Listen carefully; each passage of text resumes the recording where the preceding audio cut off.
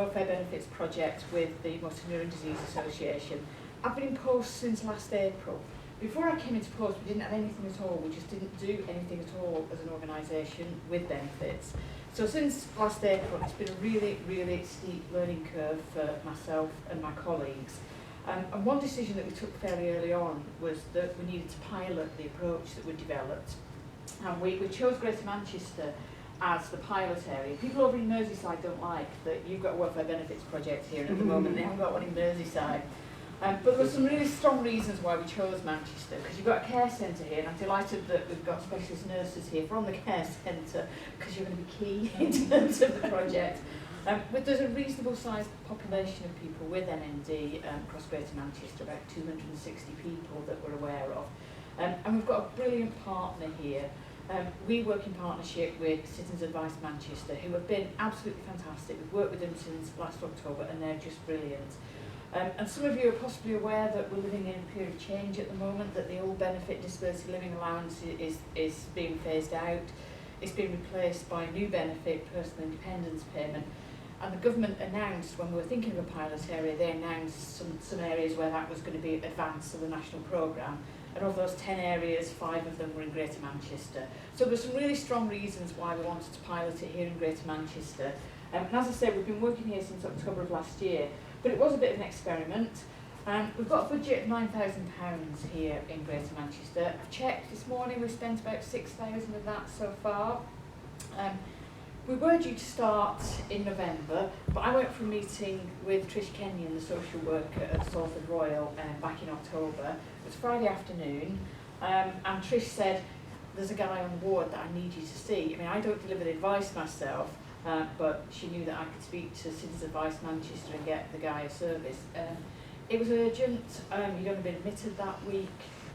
He'd only just had a diagnosis of MND, but already he couldn't speak. He was in hospital. The Department of Work and Pensions had told him that he was fit for work, so all his benefits were going to stop. And there was nothing he could do about it because he was in hospital and he couldn't speak. So we began early, just on the basis of goodwill. We asked Citizens Advice Manchester to step in and help, and they did. One of their advisors went out to Salford Royal, spoke to the guy on the ward with support from the social worker, got him benefits worth over £200 a week, sorted it out. There's no other service on the planet that will do what we do. So it is a completely new approach. We've had an opportunity to start from the beginning, and we're testing a different model of providing advice. And what we do is we use volunteers alongside that specialist advice service. So the project's got two really distinct elements to it. We've got a specialist advice service, and Manchester Citizens Advice, they are a quality marked agency, so we know that's high quality advice. But we also have some trained volunteers, and I'm happy to say there's one of them in the room tonight. Stacey, I find that whenever I go to do presentations to rooms of people where there are people living with MND, there are people that are just not claiming the benefits that they should be. So this slide really is for information. If you have MND and you're not claiming personal independence payment or attendance allowance, then you should be, and the project is here to help. I went to do a presentation to a group in Nottingham, and a guy there said, I'm not getting attendance allowance, I should be, so we did the claim on the spot. I gave him my mobile phone, he made the phone call, he started the claim, there was a specialist nurse in the room that was able to give him a certificate that we need, so kind of like 10 minutes, that's an attendance allowance claim done. As you can see, it's worth £82.30 a week to somebody. It's worth even more, it's the better benefit, but you can only claim that if you're up to 64, sorry, up to 65. But if you claim it before, it carries on. So if you're not getting one of these and you come up to your 65th birthday, make sure you put your claim for tipping because it's the better benefit. It's worth about £7,000 a year to somebody. What I want us to do as an organisation is be much more proactive. I want us all to have these conversations with people. Are you getting attendance allowance? Are you getting PIP? I want us not to be shy about it. I want us to check because it's getting missed. You know, I met a guy who's had his diagnosis 2 years, he's really ill. He's missed out on 2 years worth of benefit that he should have. So, you know, let's not be shy about it. Let's get these conversations going about benefits, and we're here to help. They are the easy benefits. Don't panic. There's nothing to be panicked by PIP and attendance allowance. There's no calculation involved. They're not means tested. It doesn't matter what income you have. It doesn't matter whether you're working. It doesn't matter the level of savings that you have. Not dependent on your national insurance record like your retirement pension is. Not taxable. Not affected by your income from any other source, even if that's working full time. And the really good thing about them is that they're only good news. They passport people through to other benefit entitlements as well. You'll notice that, you may not notice on the other slide, there's a keystone. Those benefits are the keystone, and other benefits often fall into place around them. So we'd always do the PIP and attendance allowance first. They're only good news. You can't get it wrong. Talking in some detail about what we're doing here in Greater Manchester, we have a chance to build the service from the ground up and make it appropriate and suitable for people with MND, because the people with MND are at the absolute heart of what we do. So we've trained some benefit navigators. Stacey, I'm proud to say, is one of our benefit navigators, and Stacey and her volunteer colleagues, they're available to help people fill out those PIP and attendance allowance claim forms, because they are huge. One of those lands on your doormat, it will shake your house to its very foundations. They're 35 pages long. Most people would not have a clue how to fill out one of those forms, particularly the PIP form. Might be 35 pages long, but it's blank. You could go through it in 5 minutes just ticking boxes, but that person wouldn't get their benefit. You've got to fill in the boxes that are there, the blank boxes, you've got to fill those in, you've got to write a story, you've got to know what you're doing. We've got a specialist service with Citizens Advice Manchester, and that can be at home visiting. If people need a visit at home or in hospital, we can do that. So we have this ability to design the service from the ground up and overcome some of the barriers to accessing services. You know, loads of people that we work with can't speak, so we'll contact them by email. Or if we need to, we'll home visit, potentially with somebody else there to help with communication. It can take 3 hours to fill out a PIP form, particularly if somebody's got those kind of communication difficulties. But we work with the person with MND, we'll contact them by email, by text, we'll do home visits, we'll do whatever works for people to make sure that benefit to them goes in. So I would describe my service as person-centred, it's tactical, which means that if we know there's an entitlement, we start it on the spot so that it goes back to that day. We don't hang around. And in some cases, we'll have 2 claims running for somebody. If somebody's been refused way back when, we'll still try and challenge that decision, but we'll put a new claim in as well. So we'll do everything that we can to make sure that somebody gets their absolute maximum entitlement. So it's tactical and it's rights-based. This is Elizabeth. She has done absolutely brilliant work for us. She's a money advice and welfare benefits caseworker at Citizens Advice Manchester. She works 3 days a week, and on all of those 3 days when she's in the office, we're in contact. We're referring people between us.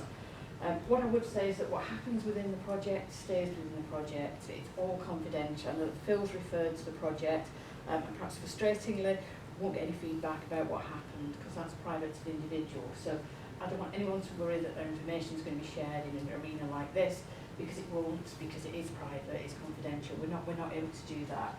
So that's Elizabeth. And these are the benefits navigators. Somebody looks vaguely familiar on there, I can't think where from. So these are the people that will come out and visit and fill in those PIP forms for people. And what we've seen so far in Greater Manchester, we've seen people that are newly diagnosed. What we aim to do is get in there really quickly, do the benefit claim as early as we can, in the least obtrusive way possible that we can, to cause the least amount of stress for the person.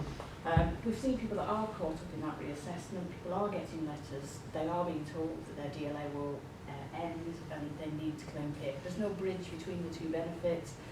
Because you're on DLA doesn't mean you'll carry on PIP. There's no bridge, it's a cliff edge. Your DLA will stop, and unless you qualify for PIP, that's it. You may have seen in the news last week, loads of disabled people are losing their mobility vehicles because obviously they use their PIP mobility component to lease a vehicle. And it's because of that, they're different benefits, and PIP is a lot stricter, so that's why people are losing their entitlement. We've seen long-standing unclaimed entitlement. That's what I'm particularly keen to stop. That's why I want us to have these conversations about benefits. And we've seen really simple cases where the only thing to be done is a PIP or an attendance allowance claim. We've seen cases that are massively complex and take forever to unpick, and that's why we need a specialist service. Benefits are complex, there's about 30 of them, and in one situation you can have a whole host of those different benefits involved. They interlock, they overlap, one gives you here, takes away there. It's really complicated, you need specialists to guide you through that. And we also work with carers, with some carers to make their own claims for PIP. Because they're often struggling themselves, but it's unacknowledged because they're buried in their caring relationship. So I continue to support carers after the death of the person that they're caring for. It just happened that way, that there's an outstanding entitlement, so we stayed involved and we were supported with that claim. We are massively successful. The learning from the project is the importance of something called a DS1500 certificate. It's a certificate that can be signed by a GP, a consultant or a specialist nurse, and it evidences that somebody's got a serious progressive condition that is terminal. People can be shy asking for them, but to us they are really, really important for lots and lots of reasons. And we've got a really good relationship with colleagues at the care centre, so we frequently ask for those certificates for people. It makes the whole process a lot easier, a lot faster. Telephone advice has been brilliant. Elizabeth is able to resolve most issues at the telephone advice stage. And the service is really valuable because it's prompt, it's effective, it's person-centred, and we all work together, everyone involved on the project, staff at the care centre, myself, the volunteers, and Elizabeth, we all work really closely together. We're in regular contact with each other, and we work really well together. So we provide an amazing service, and I know that because people that benefit from the project tell me that. And the learning is that as an organisation we urgently need a national benefits advice line, which is hopefully what we're going to be providing in the future. And just to finish, I'm not being flippant when I refer to DS1500s as the golden ticket. They are so important, they help so much with benefit claims. Normally to get PIP or attendance allowance, you've got to have had a condition for either 3 or 6 months. If you've got a DS1500 certificate, that doesn't matter. You automatically get that higher rate of attendance allowance and PIP. There's no dispute, there's no discussion. You don't have to fill out that 30-page claim form. So they are massively important. I can make a claim for PIP over the phone in 15 minutes with a DS1500 certificate, where I say it can take 3 hours to fill out the actual claim form. You don't have to attend a medical assessment. Your claim will be fast-tracked, so it should be through within a matter of days, not months. Again, you don't need to fill out a claim form, which is a massive advantage. And if you are working age, it also helps with your claim for employment and support allowance. So it's just really to explain why those certificates are so important. And I think, you know, as an organisation, historically we've been shy about asking for these and using these. But of the people that have been supported so far by the Manchester pilot, in almost every case we've got one of these certificates. They're issued pretty much routinely if there's clinical evidence to support the signing of a certificate. So what I would say is please don't be shy. There's a lot of money out there that isn't claimed. To date, the project has claimed benefits worth on a yearly basis to people about £150,000. So we're working at about £50,000 a month. That was the halfway point when we monitored in December. So we're working at getting about £50,000 a month of benefit for people with MND. So it's a high value project, and I mentioned that we paid CAB about £6,000 to get that for us. So the impact of the project is immense. Just in case you missed it, it's 150,000. The next steps are that, as well as continuing activity here in Greater Manchester, we're not going to stop activity in April. It will continue, but this has just been a pilot that we've really benefited from because we've learned so much from it. We're moving into a new area. We're moving into East Midlands and 4 other counties that are where people using the Oxford Care Centre are living. So we're moving into a second stage of the pilot. But the ultimate aim is that we'll roll out nationally, that everybody with MND will have access to the high quality service that at the moment people in Greater Manchester have. And what I would say is if you think the project can help, we will do benefit checks for people. So if you just want to be absolutely sure that you're getting everything that you're entitled to, all I need is your name and phone number. You can speak to myself, you can speak to Phil, you can speak to Stacey, you can speak to Barbara, you can speak to Greg, anyone can refer into the project, and Elizabeth will contact you via email or phone and do a full benefit check for you. If there is a PIP or attendance allowance claim there, we'll either do the DS1500 or we'll ask one of our benefits navigators to help with the claim form.